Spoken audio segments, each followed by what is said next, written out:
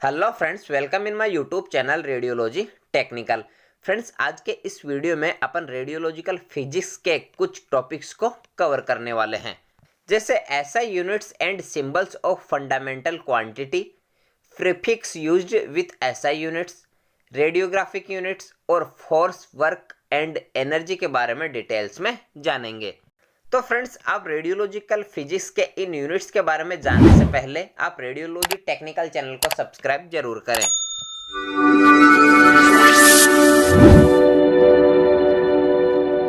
First number है SI units and symbols of fundamental quantity.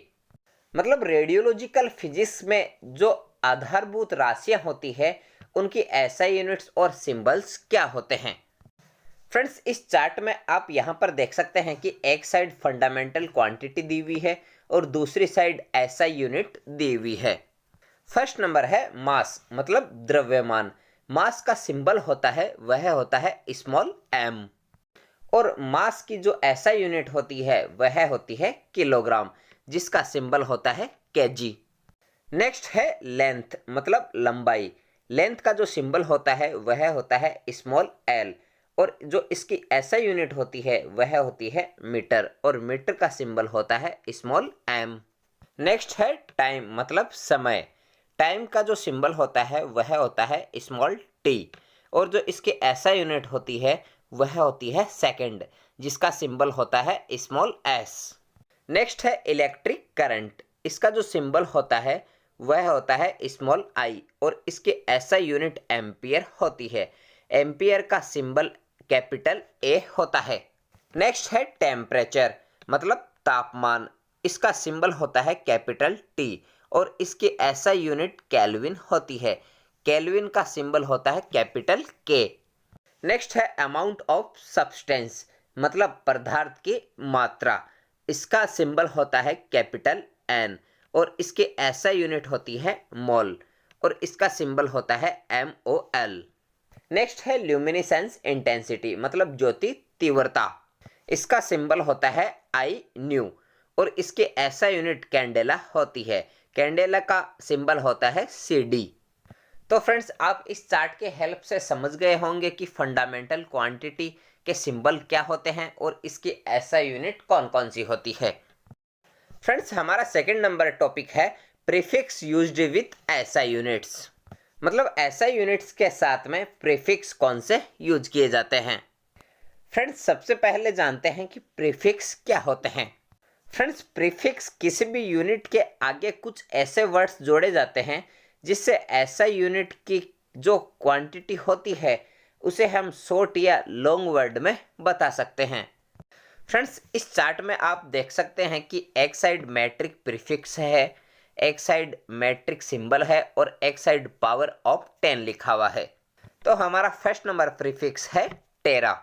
Friends, टेरा का जो symbol होता है वह होता है कैपिटल T, और इसको पावर ऑफ 10 में अपन लिखते हैं 10 की पावर 12, मतलब 10 की घात 12। फ्रेंड्स, पावर ऑफ 10 को अपन एक वैल्यू भी बोल सकते हैं। नेक्स्ट है गीगा। इसका सिंबल होता है कैपिटल G, और इसकी जो वैल्यू होती है वह होती है 10 की पावर 9। नेक्स्ट है मेगा। मेगा का सिंबल होता है कैपिटल M, और इसकी जो पावर होती है वह होती है 10 की पावर 6, मतलब 10 की पावर +6। नेक्स्ट है किलो। इसका सिंबल होता है स्मॉल k, और इसकी जो वैल्यू होती है वह होती है 10 की पावर 3। नेक्स्ट है मिली। मिली का जो सिंबल होता है वह होता है स्मॉल m, और जो इसकी वैल्यू होती है वह होती है 10 की पावर -3। फ्रेंड्स, अभी तक अपन जो प्रीफिक्स की बात कर रहे थे उनकी वैल्यू प्लस में होती है, और जो मिली की होती है वह होती है माइनस में। नेक्स्ट है माइक्रो। माइक्रो का सिंबल होता है म्यू, और जो इसकी वैल्यू होती है वह होती है 10 की पावर -6। नेक्स्ट है नैनो। नैनो का सिंबल होता है स्मॉल n, और जो इसकी वैल्यू होती है वह होती है 10 की पावर -9। नेक्स्ट है पिको। पिको को अपन P से डिनोट करते हैं, और इसकी वैल्यू होती है 10 की पावर -12। फ्रेंड्स, यहाँ पर आप देख सकते हैं कि जो प्लस में जो यूनिट होती है उनका सिंबल कैपिटल के अंदर होता है, ओनली 1 किलो को छोड़कर। और माइनस वाले प्रीफिक्स जिनकी वैल्यू माइनस में होती है, उनका जो सिंबल होता है वह स्मॉल लेटर से स्टार्ट होता है। फ्रेंड्स, अब हम रेडियोग्राफिक यूनिट्स के बारे में बात करते हैं। मतलब रेडियोग्राफी में हम कौन कौन सी यूनिट्स का यूज करते हैं। तो फर्स्ट नंबर है केवीपी। फ्रेंड्स, केवीपी का full form kilo voltage peak होता है, और फ्रेंड्स कभी कभी अपन किलो वोल्टेज भी बोलते हैं। The KVP controls the quality of the beam. मतलब केवीपी एक्सरे बीम की क्वालिटी को कंट्रोल करता है। यह अपन नेक्स्ट स्लाइड में जानेंगे कि एक्सरे बीम की क्वालिटी को कंट्रोल कैसे करता है। It is the penetration power of the X-ray beam. मतलब केवीपी एक्सरे बीम की पेनिट्रेशन पावर होती है। मतलब केवीपी एक्सरे बीम हमारी बॉडी को पेनिट्रेट करती है। It controls the contrast of the radiographic image.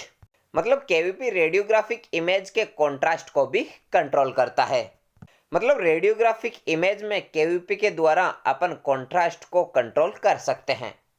If KVP is higher the X-ray beam can easily pass through the denser tissues. मतलब KVP higher, मतलब अगर केवीपी ज़्यादा होता है तो एक्सरे बीम डेंसर टिश्यू, मतलब कोई ठोस या हार्ड टिश्यू से एक्सरे बीम आसानी से पास कर सकती है। मतलब अगर केवीपी अपन ज़्यादा लगाते हैं तो एक्सरे बीम किसी ठोस पदार्थ से भी पास हो जाती है।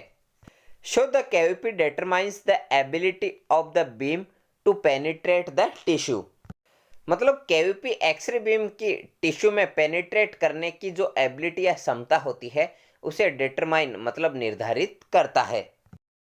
Potential difference applied B oblique M anode and cathode of X-ray tube. मतलब एक्सरे बीम में जो एनोड और कैथोड होते हैं उनके बीच में एक पोटेंशियल वोल्टेज अप्लाई करते हैं, जिससे एक डिफरेंस क्रिएट होता है। तो उस डिफरेंस को ही अपन केवीपी कहते हैं। फ्रेंड्स, इस डायग्राम में आप यहाँ पर देख सकते हैं कि एक्सरे ट्यूब में अपन very high potential difference apply करते हैं या हाई वोल्टेज अप्लाई करते हैं। तो फ्रेंड्स, वोल्टेज क्या करता है कि एक एनोड और एक कैथोड के बीच में पोटेंशियल डिफरेंस क्रिएट करता है। तो फ्रेंड्स, जब कैथोड और एनोड के बीच में पोटेंशियल डिफरेंस पैदा होता है तो कैथोड से इलेक्ट्रॉन निकलते हैं और यह इलेक्ट्रॉन एनोड की तरफ गति करते हैं और टारगेट से टकराते हैं या फिर बम्बारमेंट होता है और फिर एक्सरे का प्रोडक्शन होता है। तो इस प्रकार यहाँ से एक्सरे निकलती है। सेकेंड नंबर रेडियोग्राफिक यूनिट है एमए, मतलब मिली ampere. MA indicate number of electrons flow per second from cathode to anode. मतलब एमए कैथोड से एनोड की तरफ प्रति सेकंड फ्लो होने वाले इलेक्ट्रॉन की संख्या को इंडिकेट करता है।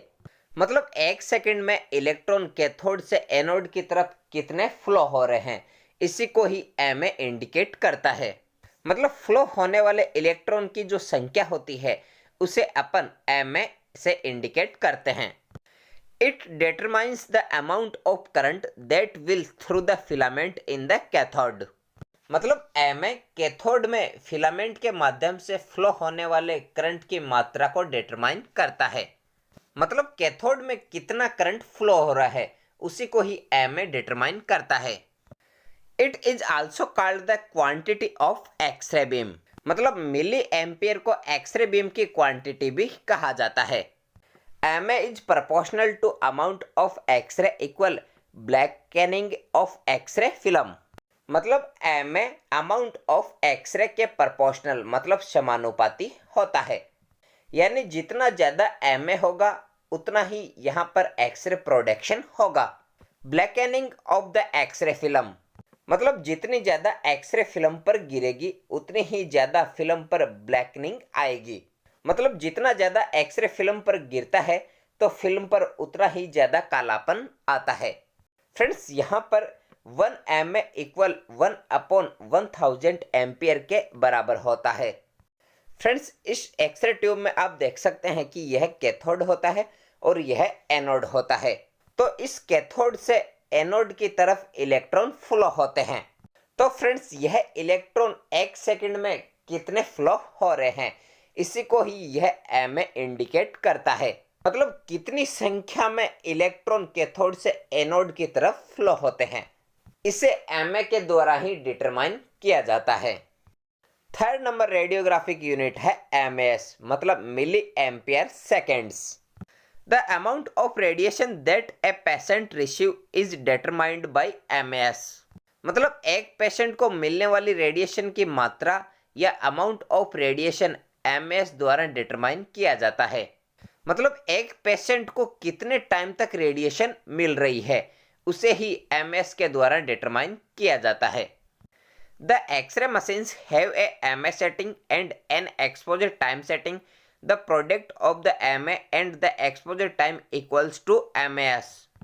मतलब एक्सरे मशीनों में एमए सेटिंग और एक्सपोजर टाइम सेटिंग मतलब एमएस होता है, और एमए और एक्सपोजर टाइम का प्रोडक्शन एमएस के इक्वल होता है। मतलब आजकल जो एक्सरे मशीनें आ रही है उसमें एमए सेटिंग और एक्सपोजर टाइम सेटिंग का ऑप्शन भी होता है। MAs also called exposure time is duration of the electron flow from cathode to anode. मतलब एमएस को एक्सपोजर भी कहा जाता है, जो कैथोड से एनोड की तरफ इलेक्ट्रॉन फ्लो का ड्यूरेशन मतलब एक अवधि होती है। Also, MS is responsible for blackening of the X-ray film। मतलब MS एक्सरे फिल्म को कालापन करने के लिए रेस्पॉन्सिबल होता है। मतलब MS ज़्यादा देने पर भी एक्सरे फिल्म ब्लैक हो सकती है। फ्रेंड्स, अब हम फोर्स, वर्क और एनर्जी के बारे में जानते हैं। फर्स्ट नंबर है force.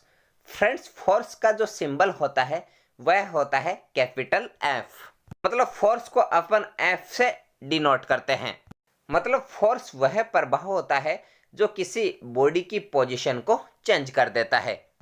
Force can be defined as a push और a pull that tends to change the state of an object और चेंजेस द डायरेक्शन और शेप ऑफ एन ऑब्जेक्ट। मतलब फोर्स को अपन पुश और पुल मतलब किसी चीज को धक्का लगाना या किसी चीज को खींचना, इसके रूप में अपन डिफाइन कर सकते हैं। और फ्रेंड्स, फोर्स के द्वारा अपन किसी ऑब्जेक्ट या किसी वस्तु की पोजीशन को चेंज कर देते हैं या किसी ऑब्जेक्ट की डायरेक्शन और शेप को भी चेंज कर देता है। फ्रेंड्स, इस डायग्राम में आप नीचे देख सकते हैं कि इसमें दो पर्सन है। एक इस ऑब्जेक्ट के धक्का लगा रहा है और दूसरा ऑब्जेक्ट को खींच रहा है, तो यह फोर्स का ही काम कर रहे हैं। A force has both magnitude and direction. मतलब किसी फोर्स में मैग्नीट्यूड मतलब परिणाम और डायरेक्शन दोनों होते हैं। It is measured in the SI unit of Newton. मतलब फोर्स की एसआई यूनिट न्यूटन होती है और न्यूटन को अपन एन से डिनोट करते हैं।